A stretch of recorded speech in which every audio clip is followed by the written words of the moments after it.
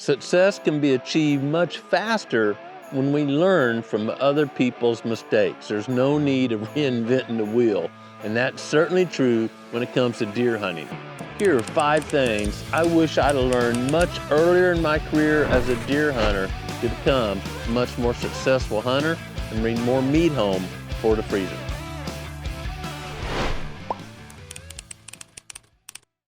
The best hunting technique I can have is learning to think like a deer. Their #1 driving instinct is survival. It's more important to a deer to do things that allow them to survive than it is to find food or even participate in the rut. And that survival strategy is a lot different than what we humans think about because we're not facing the same threats or fears daily. As an example, most humans get up in the morning, work, do whatever, go to school, and go to bed in the evening. Deer are just the opposite.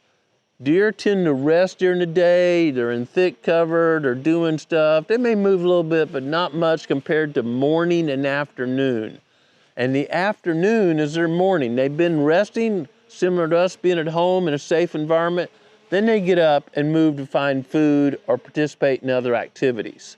And in the morning, when we're up and fresh and we're going to our stand, well, deer are just the opposite. They may be going to get one more snack, but generally they're moving towards that safe, secure bedroom, that bedding area where the wind's swirling or something's happening and they feel protected from all directions from predation.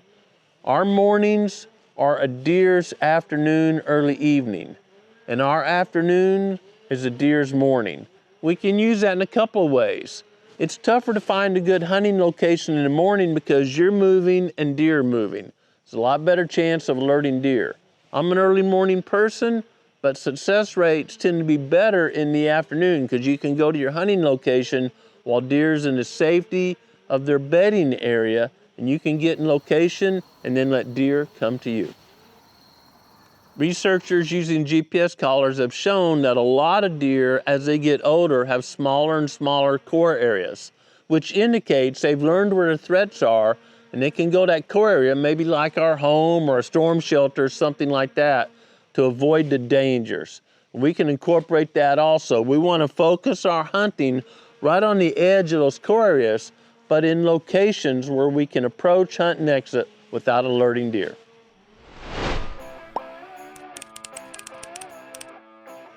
Point number 2 kind of ties into point number 1. You notice I just said we can approach, hunt, and exit without alerting deer. And that's so important. Alert deer are very difficult to tag. So we want to find locations to hunt where I can be and a deer can be without the deer being alerted. And the biggest thing to that is rarely deer seeing me. We learn how to cover, keep cover in between us, or camouflage, whatever. The biggest thing is their nose. That nose is really tough to beat. And deer use that nose every day to survive, find food, avoid predators, all these things. Understanding the nose really means we need to understand wind direction and thermals. Thermals is a term that describes the movement of air based on whether it's warm or cold. Hot air rises. Think of a hot air balloon and they're turning that heater on to make it gain altitude, to make that air rise.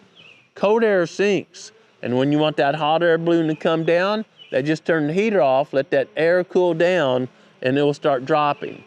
The faster they cool that air, the faster the balloon sinks. So obviously, they don't want it sinking too fast. Well, the same is true with just air anywhere. I'm in the shade right now, and it's kind of drifting downhill. Right over here is a sunny spot, and I'm sure it's rising there. Warm air rises, cold air sinks. How does that apply to our hunting situations? Well, most of us hunt, morning from sunrise till 9 or 10, and the evenings 3 or 4 hours before sunset. And during that time, thermals are going through a major transition. In the morning, it's been cold all night or cooler, and the air movement is consistently going downhill to the lowest spot. Whether you're in flat land and downhill is just a creek a couple of feet deeper, or you're chasing elk in the mountains and it's really steep and that air is moving fast downhill. And then the sun comes up and slowly starts warming up areas within the habitat zone, 0 to 5 feet. You may be in the shade of a tree and they're still wanting to slide downhill because cold air is heavy, it goes down here. Right over here is the sun and warm air rises. If you're in an area of mixed shade and sun, that can cause the air to churn, and that gives the deer 360 degrees protection from predators using their nose, which is a really good point. I want to find an area that's predominantly all shade or all sun quickly so the airflow is going one direction and I can pick my location based on the movement of thermals. I would say thermals trump deer sign, especially if you're a bow hunter. Because if the thermals aren't in your favor, no matter how much sign there is there, it's unlikely a deer is going to get in shot range.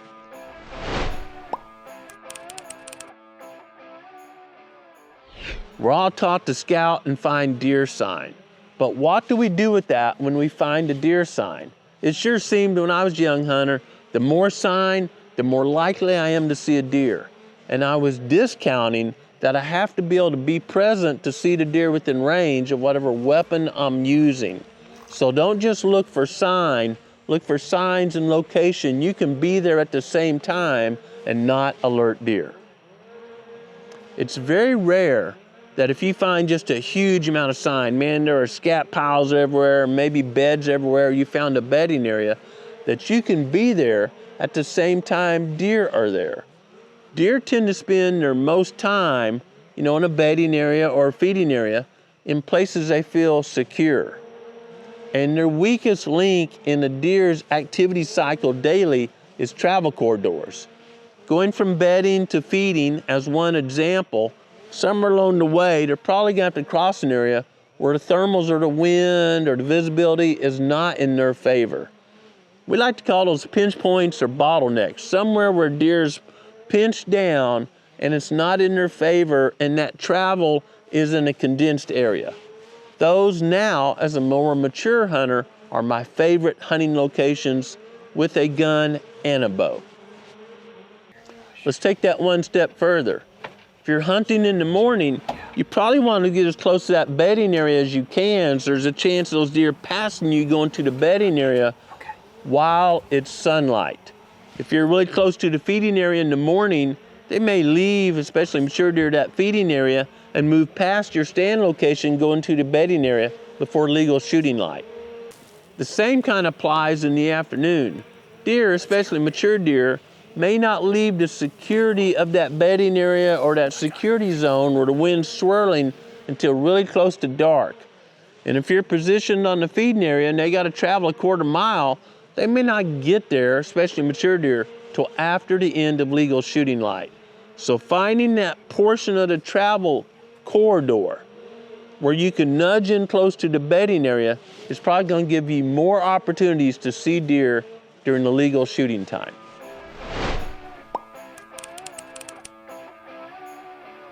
I mentioned feeding areas, and I knew early on as a hunter that, deer feed a lot, that's important. But I didn't really understand how important. When I got in the university system, I realized that depending on the study and the time of year, deer are gonna consume about 6 to 8% of their body weight a day. I often just round that out at 5%, depending on if it's winter, spring, midsummer, whatever. So a 100-pound doe's gonna eat about 5 pounds of 4-H a day if they're feeding on 4-H. But that's dry weight. They're gonna urinate, respirate, salivate all that moisture out, which actually means they're gonna consume about 17 pounds of 4-H a day, depending on the rainfall, to get that 5% of their body weight, 5 pounds of dry weight 4-H. If you think about going in the woods and picking one leaf at a time and getting 17 pounds, that's a lot of hours.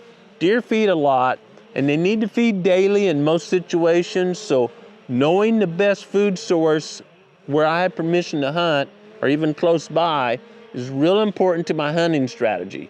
And again, I may not hunt over that food source, but that's a destination area that travel corridors are going to.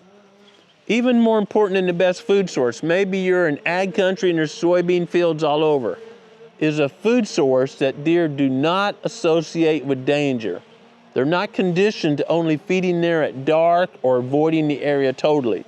So you may hunt in an area and you know you don't get to hunt till late season, you only got a few times to hunt in early season, you may avoid hunting around those food sources. And when hunting pressure gets big in the other areas, you're gonna pour into that area that's quality food, and they also feel secure feeding there.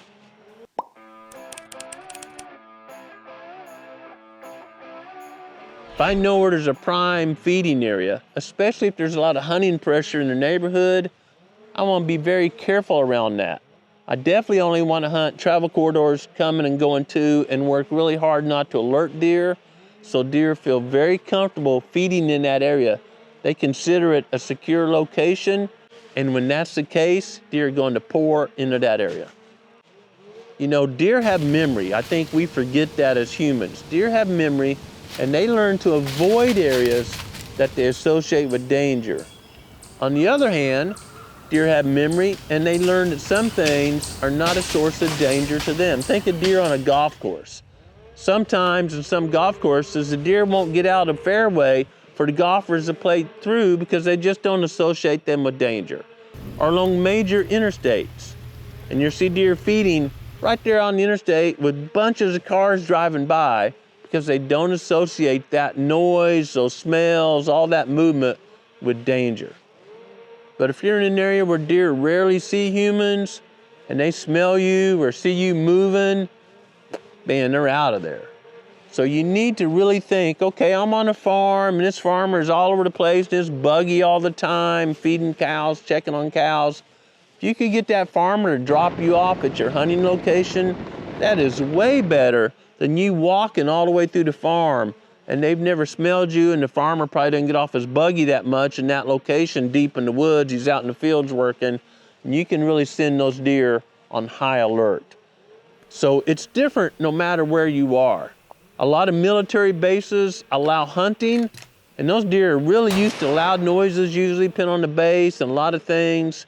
I want to do things that the deer do not associate with danger when I'm going to my stand or in my hunting practices. And I want to avoid things that deer do associate with danger. When I was young, I hunted public land, actually a walk-in only area called Piney Creek National Forest. And man, I would just walk, and rarely saw deer, because very few people hunted that area because it was walk-in only. They wanted somewhere they could get to easier. I'd have been so much better to have applied these 5 techniques. You know the thermals, know the food sources, maybe some white oak somewhere. Put all that together, find the travel corridors, the bedding areas, the food source, and really work not to alert deer. Rather than the week before season, go walk every ridge and valley in the whole area, send the deer on high alert and wonder why I wasn't seeing deer. I'm very confident that if you will apply these techniques and strategies to your hunting this fall, you'll be putting a lot more meat in the freezer and having a very successful season. Learning strategies and techniques about deer hunting is certainly fun and important. I love consuming that fresh protein, but learning strategies and techniques how to live a good life is even much more important. And we learn those not from our own experiences, but from the Creator of the entire universe, and studying His Word and applying it to our life. Thanks for watching Growing Deer.